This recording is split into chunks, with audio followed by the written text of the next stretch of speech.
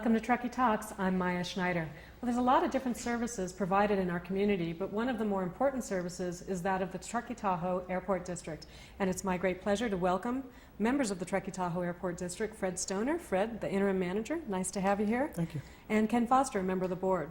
Thank you. Recently re-elected, congratulations on that. There's a lot that goes on out in our what I would call our local little airport, but it's actually not so little anymore. A lot of activity, a lot of flights going on out there. We'll have the opportunity to talk about activities, but right now let's just talk about the airport and what kind of services it offers. I understand it's a Class C2 airport. It's been there since 1960. Tell us what a Class C2 is, a little bit about the airport. The C2 designation relates to the wingspan of an aircraft that we can accommodate in its approach speed. So the higher the numeral and the higher the letter, the bigger the airplanes. So the large airports would be up to a D3 or D4.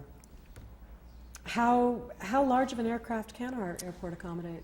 Well, up to a Gulfstream 5, which is about a 66-foot wingspan, or I'm sorry, a 92-foot wingspan. 92 feet. Wow. Those are fairly rare, but they do come in occasionally. Well, let's talk a little bit about the history of how airports in this area came to be, the number of airfields there may have been here historically, or why this airport came to be. Well, back in the 30s, Boeing got the first contract to fly mail. And they needed a spot to land in case of an emergency here in the Sierras when they're going from meadow to meadow. So let's say the Truckee Meadows to Sacramento Valley. And there was an airfield, an airstrip actually, just to the west of the way station, the CHP way station. What they call airport flats. No, it's across the highway. Ah. What is called Airport Flats was the first airstrip, and that was active in the 40s. But before that, there was just a grass and gravel strip on the other side of Interstate 80. And Boeing actually built that for their mail planes. And you can see some of the remnants still. They had boulders painted white as edge markings. But You don't want to hit those edge markings. it's fairly grown up now, but you can still see some remnants of it. That's interesting. And it relocated to its current spot in 1960? Yes, the airport was given its right to exist in 1958, and some of the local business people actually put some of their own personal money into it to get it going. The thought was that let's get it up and going for the 1960 Olympics. Now, the airport is actually controlled as a special district. How does that affect airport operations, and what does that mean to the layperson who may not understand that? It would be analogous to the Truckee Tahoe or Sanitation Agency or TSD or the Fire District or a Public Utility District, Parks and Rec District. So we're governed by the same laws that those districts are governed by. How that relates to air traffic is fairly minor. Okay. It's interesting that there are only 9 airport districts in the entire state of California, and Truckee is the largest of those districts. Largest by number of people that it represents? Largest by square miles. I think we're 560 square miles or thereabouts, essentially about half the size of Rhode Island. Wow. That's a large district to try to manage. Does that mean that you are managing air traffic within that block of space? Or We really have nothing to do with airplanes in the air, only airplanes on the ground. well, does that relate to the uncontrolled field? I've heard that our airport has a designation of uncontrolled field. What does that mean? It simply means there is no control tower. There is no FAA person that an aircraft arriving or departing Truckee would talk to. People must, that is, pilots must broadcast in the blind or broadcast to one another themselves. There's no controlling person. The staff at the airport only provides advisories when asked by pilots, but provide no controlling direction whatsoever to pilots arriving or leaving Truckee. Now, Ken, in addition to being a member of the board of the airport district, you're also a pilot yourself. Correct. What does that mean in terms of taking off and landing? I think most of us can relate to being in a jumbo jet and understanding that there's communication between the pilot and the radio tower. But if you want to land at Truckee Tahoe Airport, nobody knows about it? You just come in for a landing, or how does that work? In some cases, that may be true. You could land at Truckee with no one knowing about it. Proper procedure calls for broadcasting in the blind your intent and communicating with other pilots that may be in the area. There is an assigned frequency to Truckee that everyone that has flight charts, which they are required to have in order to fly, is aware of, and 122.8 is Truckee's frequency. What are some of the challenges for pilots using our airport? Because of the mountainous location, are there special challenges to Truckee Airport that there may not be for other rural or district airports? Certainly, Truckee's in the mountains. We've got high terrain literally on all sides of us.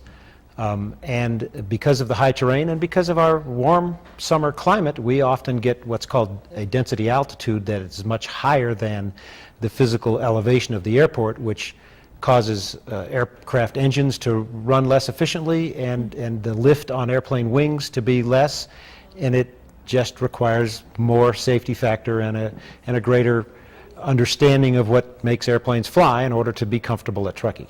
So one would at least hope anyway that folks flying in and out of our airport from other areas would have an understanding of altitude landing. Maybe not altitude flying, they were already there, but landing in Truckee must have its own unique characteristics. Certainly. There's a whole educational process of mountain or high altitude flying that most pilots find themselves taking prior to embarking on a trip to an airport that's at 6,000 feet. What are some of the differences that you see, Phred, in airport traffic during the year, in the winter versus the summer, weekends versus weekdays? Do you see set patterns, and are those changing now? They've changed it a little bit. Obviously, the summer saw a lot more traffic, and winter used to die off quite a bit. We've seen that change. The traffic in the winters now are a little more than they used to be, and there's a couple of reasons for that. One is obviously more people want to enjoy this area in the summer than the winter, and it is a little more difficult to fly in Truckee in the winter than it is in the summer. Mm. It's the weather and ice and those kinds of That's issues. right. And changeable conditions. Often, if you come up on a nice day, you might 20 minutes later be staying for the night. Well, even in the summer, we say if you don't like the weather in the Sierra, just wait 5 minutes. Yes, and it's even more dramatic in the winter. In the winter. Are you seeing differences in the patterns of how people use the airport? Are their destinations different now? Were they using it for recreation and now using it for business? Or what kind of patterns are you seeing? Well, it's my opinion that they're using it more for every reason. If they used it for recreational purposes, there's more recreational purposes. If they're using it for business, there's more business. And I don't think there's a whole lot more going on at the airport that isn't happening in the rest of the community. Mm-hmm. It's a reflection maybe of what else is going on. Very much so. I think the mixture of aircraft type, the resort at Squaw Creek and the Lahontan's and the higher end resorts that we see being built in our community clearly are bringing a stronger mix of jet aircraft into the airport than we used to see. Certainly, we've seen those patterns in Truckee alone in terms of Thursday afternoon, sort of the larger craft flying in, Sunday evenings they're flying back out again, more of the weekend users. Do you have a sense, or do you do any sort of formal study as far as who those users are, if in fact they're homeowners, second homeowners, if they're commercial? Do you have any sense of that? Or We have a little sense of that. We commissioned a professor at Arizona State University to do an economic impact study for us. And through his questionnaires, we found out a little bit about what these people are doing coming to Truckee. Yes, and a lot of the corporate people that are coming in for corporate stockholder meetings or board meetings. The local conference facilities have gotten very aggressive, and they're bringing in a lot of groups. Mm-hmm. As an example, on any given Tuesday, there might be 5 jets fly in, one from Chicago, one from Dallas, one from LA, and they're all going to a corporate stockholders meeting at one of the local conference areas. So. Is there ever a time in the summer or any other high traffic time when you may not have enough room for a plane to park, for lack of a better word? Park? I don't know what you call it. The only time we have come close to that is during the Reno air races and during our own air shows. Okay. What about the air show? Is that here? Is it back? Can we look forward to that this summer? Or? Am I putting you on the spot What- here? We have discussed that at a recent board meeting. There have been no conclusions. I think the board is fairly well set that there's unlikely to be any air shows like we've had in the past decade. It just has gotten too expensive. All of the air show acts, if you will, that used to come and fly for fuel, now want big dollars. In addition to the cost for them. You mentioned the report, and I have a copy of that report here, Phred, from is it Dr. Lee McFeeters from the College of Business, at ASU. And one of the striking numbers I see on here is the direct economic impacts of the airport here. 149 direct jobs supported, $3.3 million in direct earnings, $10.4 million in direct output. Now, that doesn't count any sort of multiplier effect. That's just direct output. I believe he qualified it. There is a slight multiplier in there, but it doesn't extend too far beyond our community, like into Reno or South Tahoe. Wow, that's some pretty significant impact. Yeah, it's substantial. How has that grown, or were you able to measure that in the past? I think it would be a dartboard guess if we wanted to do that. Sure. Well, we're going to talk when we come back about some of the different things going on out at the airport, but just quickly, Phred, I know that you're the interim manager, but as I said off stage, you've been holding the position for a while now. How is the search going, or? I'll ask Ken. That's a member of the board question, right? Well, we certainly are proceeding in that regard. We have narrowed the list of candidates down to 13 as of the last board meeting. We expect that through the use of our consultant, we will have that down to 6 or 8 by our next board meeting, which is week after next, I think. And then expect to have a final selection by April, and given normal time periods, have a permanent general manager on board in May. Oh, that's great. All right. Well, good luck. And where will that put you, Phred? I will be still there. I will Great. be the assistant general manager, Okay. and I will still perform the functions of the director of maintenance. Great. All right. Well, I know that you must be juggling a lot of balls right now out there, and I'm sure the board appreciates it. We're going to take a quick break now, and when we come back, we're going to be talking more with Ken Foster and Phred Stoner from the Truckee Tahoe Airport, so stay tuned.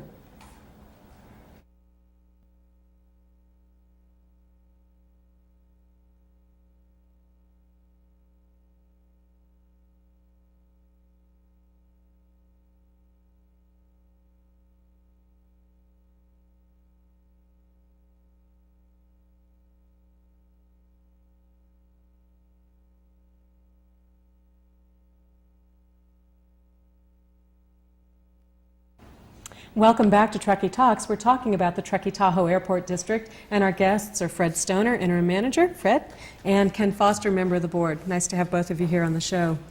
We talked a lot in the first half of the show about all of the different people flying in and out of the airport and some of the services that you offer. But let's talk a little bit more about recent local politics, if you will. There was some concern and dialogue, especially during last year's election, about noise and noise abatement with the airport district. So let's just jump right into that. First of all, noise complaints. When you receive them at the airport, how are they received and how are they handled, Phred? When this issue first came up, the front desk people took the calls, and that distracted them from what they were supposed to be doing. Mm-hmm. So we put a line in, that's a recorder, and you could give your name and address, and we would mail you a self-addressed stamped envelope with the complaint form that you could send back to us to record your complaint. If this was a reoccurring complaint, would somebody just say this has happened 5 times in the last month, or would they have to send in a new form every time? There are people that send in one form with 10 complaints on it. Okay. And then how are those registered? What do the members of the board do with that information once you've got that? Well, certainly it's an indicator of problems that we have with our neighbors. I have been appointed the chairman of a noise abatement committee for the airport. I will, at our next board meeting, be presenting the outline of a program that I envision as essentially pilot education. We believe we can mitigate some of the noise complaints or noise problems within the community by having pilots fly a more rigorous pattern when they leave the airport and a pattern closer to the airport as they arrive, and essentially try to put those airplanes over the less populated area. Our current recommendations on our AWAS, which is a recorded message that pilots listen to prior to arriving at the airport or prior to departing, is that they should maintain runway heading off when departing runway 28 until they reach Highway 80, which pretty much leaves them over the river and over the old mill and out to Highway 80, such that when they do make their turns, they are at an altitude high enough that noise will be less of a problem. Certainly our noise complaints are we get more of them in the summertime than the wintertime for two reasons. One is there certainly is more flights in the summer than the winter, and in the summer people have their windows open, they spend more time outside, they're more aware of what's going on overhead. It seems to me, and you would know this better than I, but it seems that there has been, in fact, an increase in traffic. You mentioned that in the early part of the show, and that some of the craft that's flying in and out of Truckee has changed over the years. We seem to be seeing some larger craft, and I don't know enough to know about planes, but it seems the larger craft make more noise, especially the jet-type engines versus the propellers. Is there any kind of restriction on the type of craft that fly in and out, aside from the wingspan and the landing speed that Phred mentioned earlier on? No, is the short answer.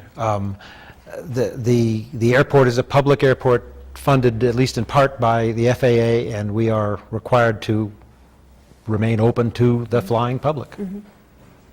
Well, let's talk about the actual specific procedures that you're asking pilots to undertake to sort of mitigate some of these noise issues, and how does that information get transmitted to the pilots? How are you educating pilots on the preferred traffic patterns for the Truckee Tahoe Airport? Well, that's going to be all part of this committee that I will find myself responsible for over the next 6 months. My view of it, and certainly the end result will be what the committee recommends to the board and what the board decides, but my view of it is that we can best mitigate our noise problems by educating pilots, and we can only educate anyone by getting them to buy into the system or buy into the program that we're trying to educate them to conform to. My thought, which I will bring up, and I think this is probably the first time I've publicly mentioned it, is that I want to adopt a pledge that will be presented to each pilot as each aircraft is being fueled at Truckee. And if a pilot reads and accepts that pledge and signs that pledge, he will be given a substantial reduction in fuel cost. Now, some people that's going to make some sense to, and some people I suppose it won't. Pilots are like any other segment of the community. There's jerks among us, and they will never conform to what we're hoping to accomplish in our community. But for the most part, I think we can educate pilots by letting them know what our problems are and giving them some benefit. There were a number of citizens who were involved in this, especially during the elections last year. Are any of those people active on that committee, or is your committee comprised of internal more than external airport members, if you will? Well, at this point, I am a committee of one. Right. At the next board meeting, I will be presenting a suggested procedure for assembling this committee. I would like to see a member of the airport staff, a member of the pilot community, and some members of the citizens in and around our community representing areas such as Tahoe Donner and Glenshire and the south of Highway 267 folks, North Star, that sort of thing. Basically spreading out the folks that would be on that committee to get a rounded view. I would like to see the committee limited to 5 to 7. Get much bigger than that, and as you know, what gets accomplished gets reduced. Okay. There are a lot of other things going on out at the airport, and we're going to go to those in just a few minutes. I want to talk about some of the different programs you have out there, especially for the youth in our community. But before we do that, We were lucky enough to have our producer go out to the airport and take some flights. I understand Mr. Swigard was involved in that, and Ken, you were one of the pilots as well. And let's go to that right now. I think it's great footage, and you get a sense of what it's like to fly in and out of our airport and what it's like for the pilot. So walk us through this. What's going on here, Ken? Well, what you see here is a pilot pre-flighting his airplane, removing it from the hangar. This happened to have been a day that was relatively cold and stormy. Typical Truckee weather. Typical winter Truckee weather. What you're going to see is an airplane taking off, and I think you're going to see a photograph from one airplane to the other of what it looks like, at least from the pilot's view, flying into Truckee. Here we are departing on runway 28, the runway that heads from the airport directly into town. Now, the layperson would wonder how it is we got to a number 28 with as few runways as we have. What does 28 refer to? Well, 28 is the magnetic direction of the runway in tens of degrees. That runway heads 280 degrees. Now, who says you don't learn something new every day? All right, so here we are flying. There's an great aerial shot of the airport. And we're actually looking from the east to the west. You can see North Star there in the far background. Correct. This is strictly a view of the airport from the air. It is not a pattern that would typically be flown. Runway 28 is coming straight at us, and our recommendation would be to maintain that runway heading right underneath where we are flying out to Highway 80 and then depart east or west or out over Squaw if that's your desire. Now we see sort of a north-south and an east-west. Do you use different runways for takeoff and landing, or do you use those in different weather patterns? Well, runways are used based on wind direction. You generally always want to take off upwind, that is, with the wind on your nose. Well, every time I fly, that's what I'm looking for. Okay. Again, you're getting a really good view here of the airport. Now we're sort of looking off to the east. Now this is a picture of what you might see from the pilot's seat if you were arriving at Truckee from having come over Donner Summit and approaching to land on on runway 28. And this is, of course, you can see the 28 there. They're all marked. This is landing on runway 28. And not, as the layperson would have called it, runway 28. And so we've got us coming in for a landing. Hope it's a nice, smooth one. You know, our producer did not inform me that we were going to be doing this, or I would have taken my Valium before we started doing this show. But that was a great tour. Well, I think there's a little bit more in the air coming over Donner Summit. No, maybe not. That was a great tour. That was a great tour. Really, thank you, and also Mr. Swigard for taking our producers up in the planes and giving them the go-around. I know that Jack got some beautiful footage from that, and we really appreciate that. Let's talk a little bit about some of the other activities that are going on out there. I know on this show we've had guests from the Civil Air Patrol. I know they're very active out at the airport. You also have the Young Eagles, and we'll talk in a minute about Angel Flight, the emblem on your shirt. Let's talk about the Young Eagles. What is that program? Phred. The Experimental Aircraft Association, it's a national organization, and a local chapter has been established at our airport, and they build airplanes. And one of their missions is to introduce flight to young people. So they have some dedicated people that spend a lot of time putting together a program that brings the youth of the community out there and gives them free flights. And what ages are we looking at here? What's appropriate for this? I think it's 8 to 18. That's great. That's great. And then what about the Civil Air Patrol? We've seen a lot of those kids just in the last year. It's been a tremendous program.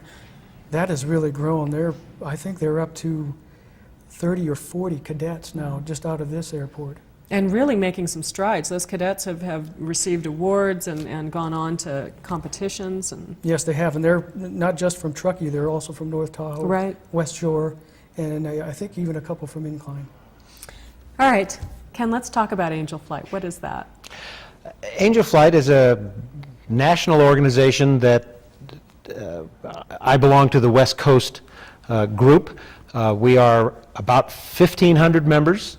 We provide voluntary, paid for by the pilot, volunteered for by the pilot, flights generally to children in a non-medical emergency circumstance to get them to doctor's appointments. A good example would be a young girl named Lacey out of just west of our area.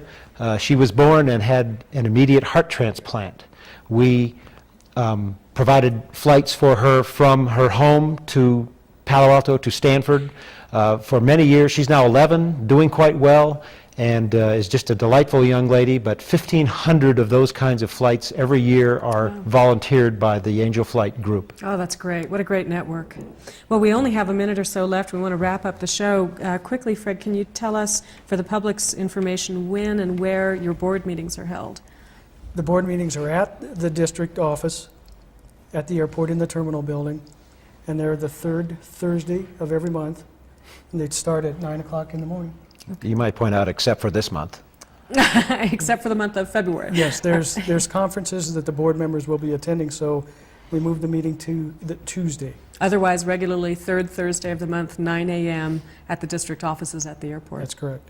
Phred Stoner, nice to have you on the show. Ken Foster, you. likewise. It's great to have both of you here. Thanks again for all of that great footage and for being on the show.